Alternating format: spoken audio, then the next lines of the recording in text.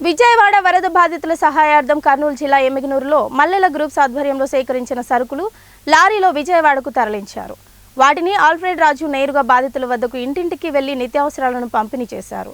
విజయవాడ ప్రాంతంలోని Vambay colony, పైపుల్ road, Singh Nagar, Shantinagar ప్రాంతంలో టోకెన్లు ఇచ్చి స్వయానా బాధితుల చేతికి నిత్యావసర సరుకులను అందించడం జరిగిందని తెలిపారు. సహాయం అందుకున్న బాధితులు సంతోషాన్ని వ్యక్తం చేశారని తెలిపారు. సరుకులు అందుకున్న బాధితులు మాట్లాడుతూ, ఇంతవరకు మా ప్రాంతాల్లోకి ఎవరు కూడా సహాయం చేయడానికి రాలేదు. ఇప్పుడు ఎమ్మిగనూరు ప్రాంతం నుంచి మల్లెల గ్రూప్స్ వారు మా కోసం ఎంతో విలువైనటువంటి నిత్యావసర సరుకులు అందించడం చాలా సంతోషం ఉందని ఆనందం వ్యక్తం చేశారు.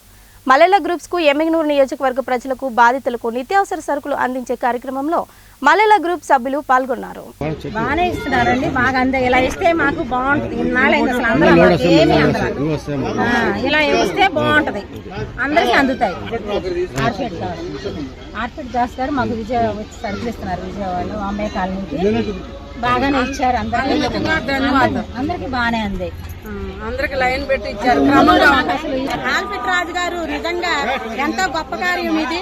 ఈ యొక్క వరద ముప్పు కారణంగా కొన్ని వేల కుటుంబాలు ఏమీ లేకుండా ఒంటి మీద బట్టలు తప్ప నుంచి పుచ్చుకుపోవడం జరిగింది.